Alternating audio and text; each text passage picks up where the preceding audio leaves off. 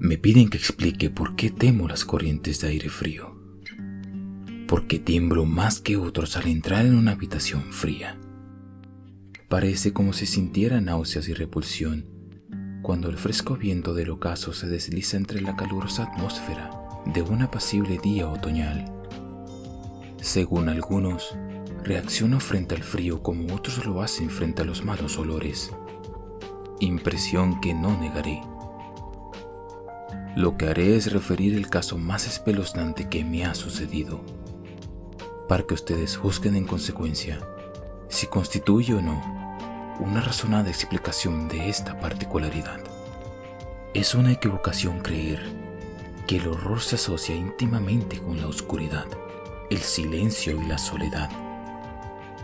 Yo lo sentí en plena tarde, en pleno ajetreo de la gran urbe y en medio del bullicio propio de una destartalada y modesta pensión, en compañía de una prosaica patrona y dos fornidos hombres.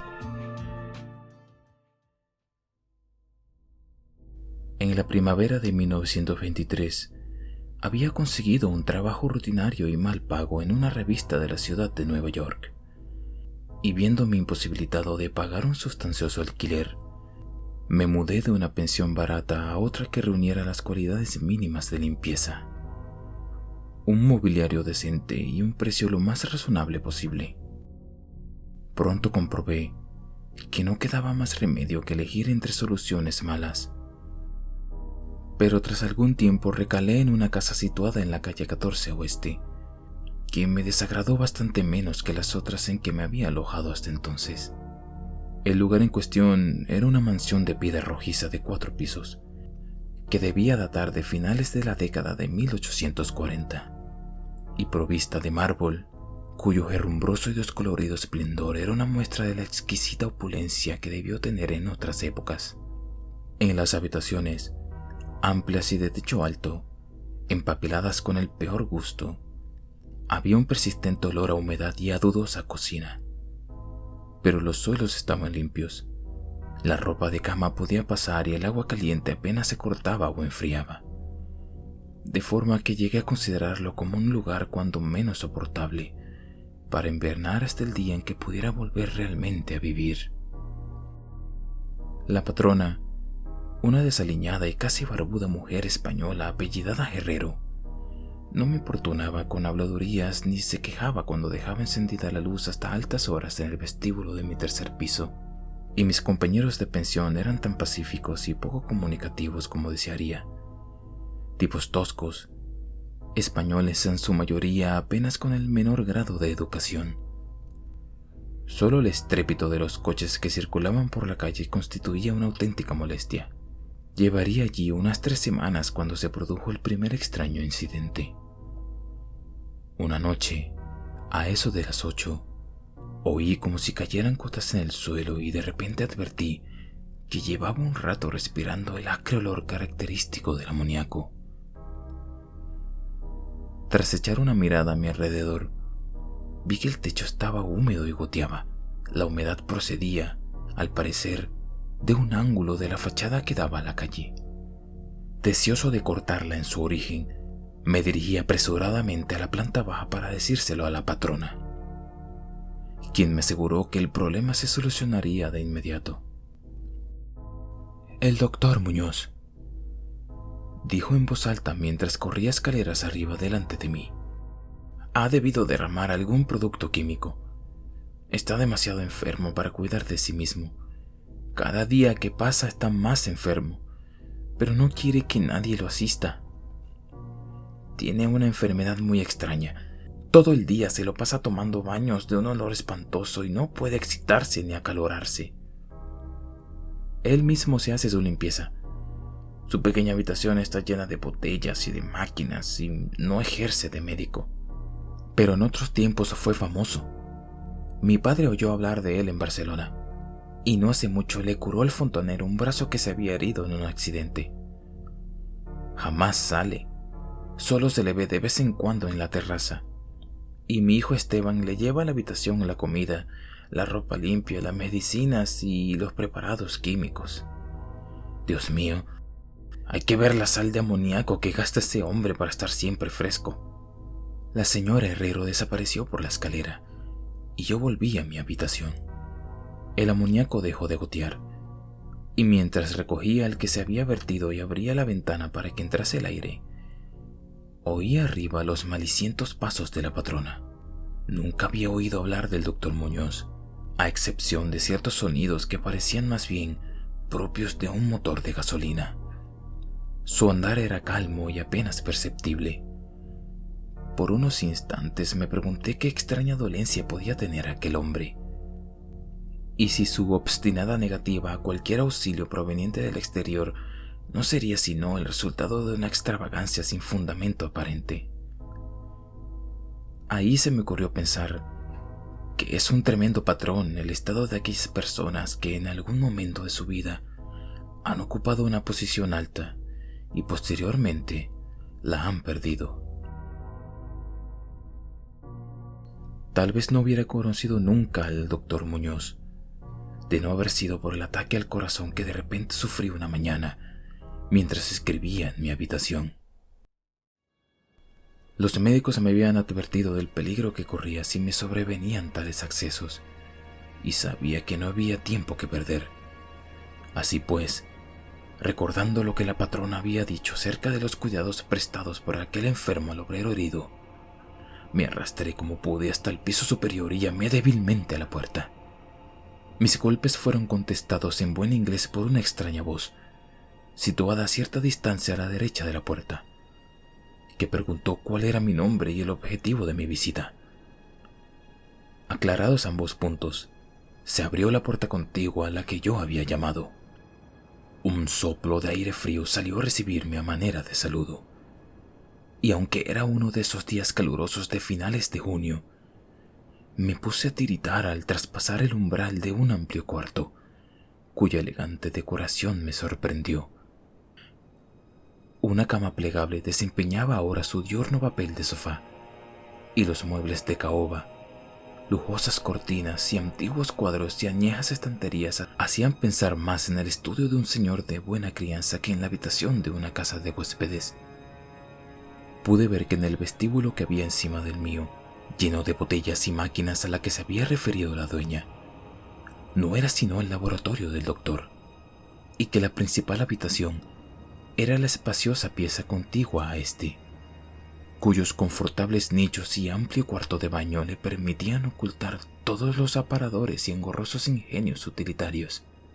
El doctor Muñoz, no cabía duda, era todo un caballero culto y refinado. La figura que tenía ante mí era de estatura baja, pero extraordinariamente bien proporcionada, y llevaba un traje formal, un rostro de nobles facciones, de expresión firme aunque no arrogante, adornada por una recortada barba de color gris metálico y unos anticuados quevedos que protegían unos oscuros y grandes ojos coronando una nariz aguileña. Conferían un toque moruno a una fisonomía por lo demás predominante celtibérica. El abundante y bien cortado pelo, que era prueba de puntuales visitas al barbero, estaba partido con gracia por una raya encima de su respetable frente. Su aspecto general sugería una inteligencia fuera de lo corriente y una crianza y educación excelente. No obstante, al ver al doctor Muñoz en medio de aquella ráfaga de aire frío, sentí una repugnancia que nada en su aspecto podía justificar. Solo la palidez de su tez y la extrema frialdad de su tacto podrían haber proporcionado un fundamento físico para aquella semejante sensación. E incluso ambos defectos eran excusables habida cuenta de la enfermedad que padecía aquel hombre. Mi desagradable impresión pudo deberse a aquel extraño frío, pues no tenía nada de normal en un día tan caluroso, y lo anormal suscitaba siempre aversión, desconfianza y miedo. Pero la repugnancia cedió ante la admiración, pues los extraordinarios dotes de aquel singular médico se pusieron al punto de manifiesto, a pesar de aquellas heladas y temblorosas manos por las que parecía no circular sangre. Le bastó una mirada para saber lo que me pasaba, siendo sus auxilios de una destreza magistral. Al tiempo, me tranquilizaba con una voz finamente modulada, aunque hueca y carente de todo timbre, diciéndome que él era el más implacable enemigo de la muerte y que había gastado su fortuna personal y perdido a todos sus amigos por dedicarse toda su vida a extraños experimentos para hallar la forma de detener y extirpar la muerte. Algo de benevolente fanatismo parecía advertirse en aquel hombre, mientras seguía hablando en un tono casi locuaz, al tiempo que me auscultaba el pecho y mezclaba las drogas que había cogido de la pequeña habitación destinada al laboratorio. Evidentemente, la compañía de un hombre educado debió parecerle una rara novedad en aquel miserable antro. De ahí que se lanzara a hablar más de lo acostumbrado a medida que rememoraba tiempos mejores. Su voz tenía un efecto sedante, y ni siquiera pude percibir su respiración mientras las fluidas frases salían con exquisito esmero de su boca. Trató de distraerme de mis preocupaciones hablándome de sus teorías y experimentos, y recuerdo con qué tacto me consoló acerca de mi frágil corazón, insistiendo en que la voluntad y la conciencia son más fuertes que la vida orgánica. Decía que si lograba mantenerse saludable y en buen estado el cuerpo, se podía, mediante la ciencia de la voluntad y la conciencia, conservar una especie de vida nerviosa, disminuciones o incluso ausencias de órganos específicos que se sufrieran. Algún día, me dijo en medio de broma, me enseñaría cómo vivir, o al menos llevar una cierta existencia consciente, sin corazón. Por su parte, sufría de una serie de dolencias que le obligaban a seguir un régimen muy estricto, que incluía la necesidad de estar expuesto constantemente al frío. Cualquier aumento apreciable de la temperatura podía, en caso de prolongarse, afectarle fatalmente, y había logrado mantener el frío que reinaba en su estancia de unos 11 a 12 grados gracias a un sistema absorbente de enfriamiento por amoníaco, cuyas bombas eran accionadas por el motor de gasolina que con tanta frecuencia oía desde mi habitación. Recuperado del ataque en un tiempo extraordinariamente breve, salí de aquel lugar helado convertido en ferviente discípulo y devoto del genial recluso. A partir de ese día, le hice frecuentes visitas siempre con el abrigo puesto. Le escuchaba atentamente mientras hablaba de investigaciones y resultados casi escalofriantes, y un estremecimiento se apoderó de mí al examinar los singulares y sorprendentes volúmenes antiguos que se alineaban en las estanterías de su biblioteca. Debo añadir que me encontraba ya casi completamente curado de mi dolencia, gracias a sus acertados remedios. Al parecer, el doctor Muñoz no desdeñaba los conjuros de los medievalistas, pues creía que aquellas fórmulas crípticas contenían raros estímulos psicológicos que bien podían tener efectos indecibles sobre la sustancia del sistema nervioso, en el que ya no se dirán pulsaciones orgánicas. Me impresionó lo que me contó del anciano doctor Torres, de Valencia, con quien realizó sus primeros experimentos y que le atendió a él en el curso de la grave enfermedad que padeció 18 años atrás y de la que procedían sus actuales trastornos. Al poco tiempo de salvar a su colega, el anciano médico sucumbió víctima de la gran tensión nerviosa que se vio sometido. A medida que transcurrían las semanas, observé con dolor que el aspecto físico de mi amigo iba desmejorándose, lenta pero irreversiblemente, tal como me había dicho la señora Herrero. Se intensificó el lívido aspecto de su semblante. Su voz se hizo más hueca e indistinta. Sus movimientos musculares perdían coordinación y su cerebro y voluntad desplegaban menos flexibilidad e iniciativa. El doctor Muñoz parecía darse perfecta cuenta del empeoramiento, y poco a poco su expresión y conversación fueron adquiriendo una matiz de horrible ironía que me hizo recobrar algo de la indefinida repugnancia que experimenté al conocerle. El doctor Muñoz adquirió con el tiempo extraños caprichos, aficionándose a las especias exóticas y al incienso egipcio, hasta el punto de que su habitación se impregnó de un olor semejante al de una tumba de faraones. Al mismo tiempo, su necesidad de aire frío fue en aumento, y con mi ayuda, amplió los conductos de amoníaco de su habitación y transformó las bombas y sistemas de alimentación de la máquina de refrigeración hasta lograr que la temperatura descendiera a un punto entre 1 y 4 grados, y finalmente, incluso a 2 bajo cero. El cuarto de baño y el laboratorio conservaban una temperatura algo más alta, a fin de que el agua no se helara y pudiera darse los procesos químicos. El huésped que habitaba en la habitación contigua se quejó del aire glacial que se filtraba a través de la puerta de comunicación.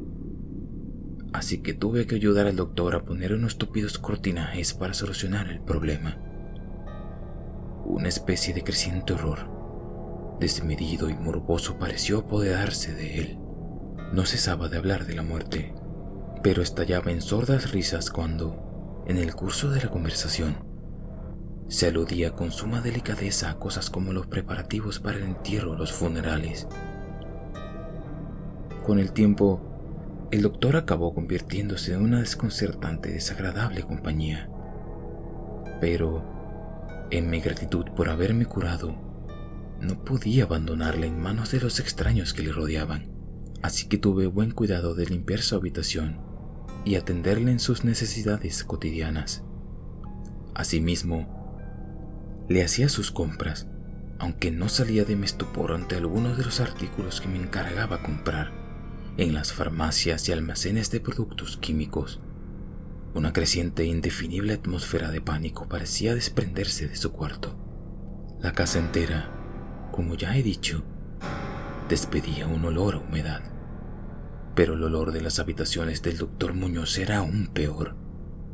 Y, no obstante las especias, el incienso y el acre, perfume de los productos químicos de los ahora incesantes baños, comprendí que aquel olor debía guardar relación con su enfermedad, y me estremecí al pensar cuál podría ser.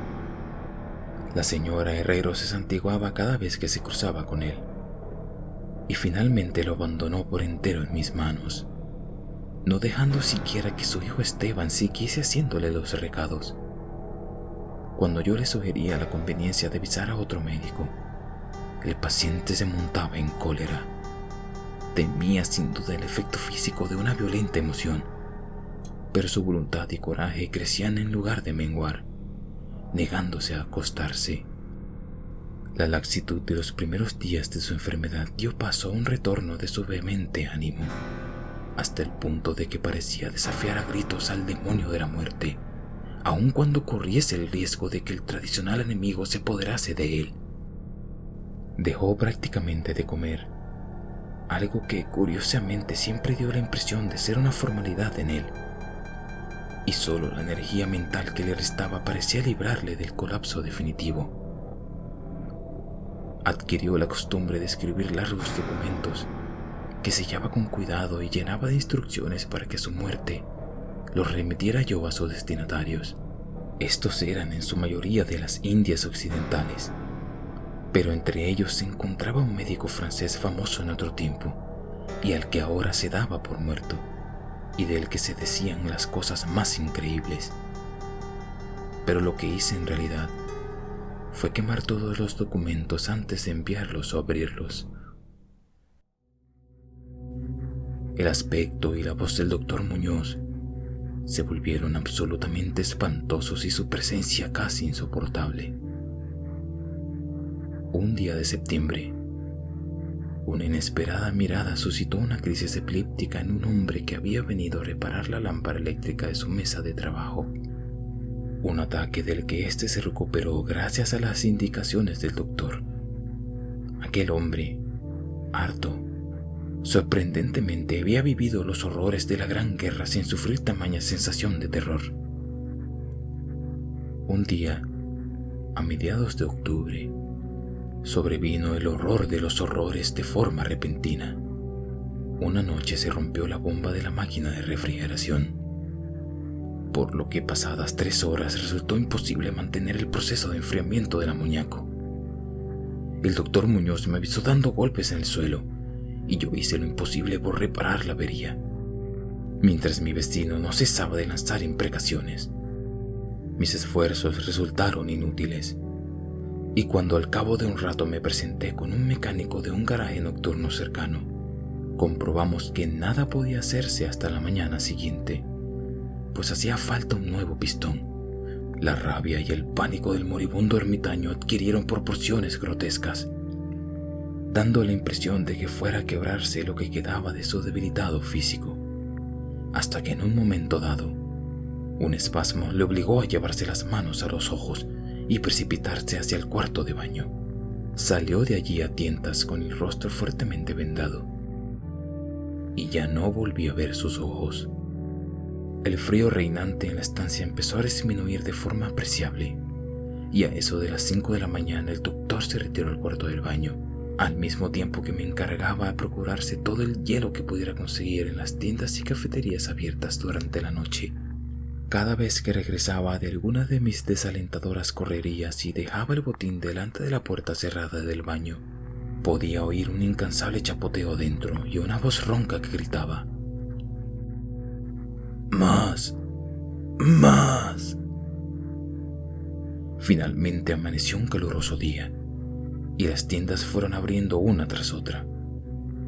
Le pedí a Esteban que me ayudara en la búsqueda del hielo mientras yo me encargaba de conseguir el pistón, pero, siguiendo las órdenes de su madre, el muchacho se negó en redondo. En última instancia, contraté los servicios de un haragán a fin de que le subiera al paciente el hielo de una pequeña tienda, mientras yo me entregaba con la mayor diligencia a la tarea de encontrar un pistón para la bomba y conseguir los servicios de unos obreros competentes que la instalaran. La tarea parecía interminable, y casi llegué a desalentarme al ver cómo transcurrían las horas yendo de acá para allá sin aliento y sin ingerir alimento alguno. Serían las 12 cuando muy lejos del centro encontré un almacén de repuestos donde tenían lo que buscaba, y aproximadamente hora y media después llegaba a la pensión con el instrumental necesario y 2 fornidos y avesados mecánicos. Había hecho todo lo que estaba a mi mano, y solo me quedaba esperar que llegase a tiempo. Sin embargo, un indecible terror me había precedido. La casa estaba completamente alborotada, y por encima del incesante parloteo de las voces, pude oír a un hombre que rezaba con voz profunda. Algo diabólico flotaba en el ambiente, y los huéspedes pasaban las cuentas de sus rosarios al llegar hasta ellos el olor que salía por debajo de la estancada puerta del doctor. Al parecer, el tipo que había contratado salió precipitadamente dando histéricos alaridos al poco de regresar de su segundo viaje en busca del hielo. Quizás se debiera todo a un exceso de curiosidad. En la precipitada huida, no pudo, desde luego, cerrar las puertas tras de sí, pero lo cierto es que estaba cerrada, y a lo que parecía, desde el interior, dentro no se oía el menor ruido, salvo un indefinible goteo lento y espeso. Tras consultar brevemente con la dueña y los obreros, no obstante, el miedo que me tenía atenazado, opiné que lo mejor sería forzar la puerta. Pero la patrona halló el modo de hacer girar la llave desde el exterior, sirviéndose de un artilugio del hambre. Con anterioridad, habíamos abierto las puertas del resto de las habitaciones de aquella ala del edificio, y otro tanto hicimos con todas las ventanas. A continuación, y protegidas las narices con pañuelos, penetramos temblando de miedo en la hedionda habitación del doctor que, orientada al mediodía, abrazaba con el caluroso sol de primeras horas de la tarde. Una especie de rastro oscuro y viscoso llevaba desde la puerta abierta del cuarto de baño a la puerta del vestíbulo, y desde aquí al escritorio, donde se había formado un horrible charco. Encima de la mesa había un trozo de papel, garrapateado a lápiz por una repulsiva y ciega mano, terriblemente manchado también, al parecer, por las mismas garras que trazaron apresuradamente las últimas palabras. El rastro llevaba hasta el sofá, en donde finalizaba inexplicablemente. Lo que había o hubo en el sofá es algo que no puedo ni me atrevo a decir aquí. Pero esto es lo que, en medio de un estremecimiento general, descifré del embadurnado papel antes de sacar una cerilla y prenderla a fuego. Lo que conseguí descifrar aterrorizado, mientras la patrona y los 2 mecánicos salían disparados de aquel infernal lugar hacia la comisaría más próxima para balbucear sus incoherentes historias. Las nauseabundas palabras resultaban poco menos que increíbles en aquella amarillenta luz solar, con el estruendo de los coches y camiones que subían la calle. Pero debo confesar que en aquel momento creí lo que decían. Si las creo ahora es algo que sinceramente ignoro. Hay cosas acerca de las cuales es mejor no especular. Y todo lo que puedo decir es que no soporto el olor amoníaco y que me siento desfallecer ante una corriente de aire excesivamente frío.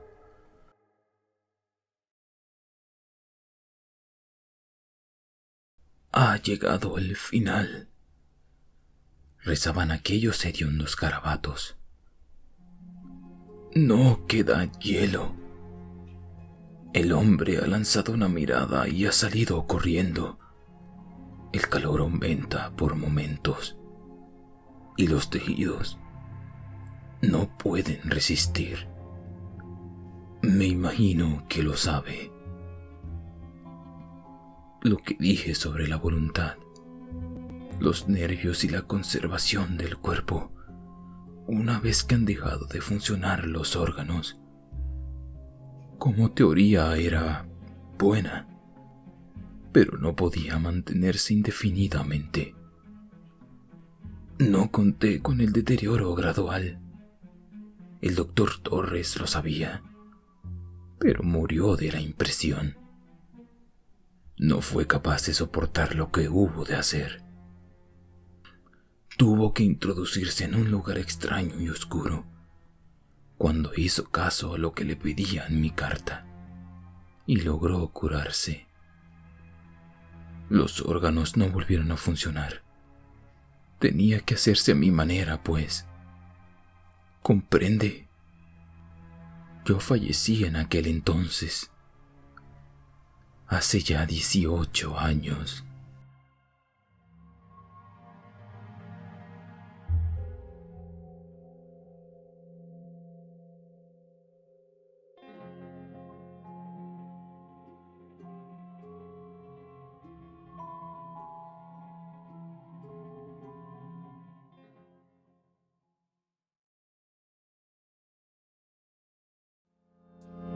Espero que les haya gustado el video. Amigos, recuerden que si tienen historias aterradoras que quieran compartirme para que sean narradas en el canal, pueden hacerlo al siguiente correo: almaoscurarelatos32@gmail.com. Por favor, comenten qué tal les ha parecido el video, y si tienen alguna idea sobre algún nuevo video, pueden escribirla igualmente en la caja de comentarios. Sin nada más que agregar, les deseo a todos una feliz noche y recuerden siempre abrazar el abismo y la oscuridad.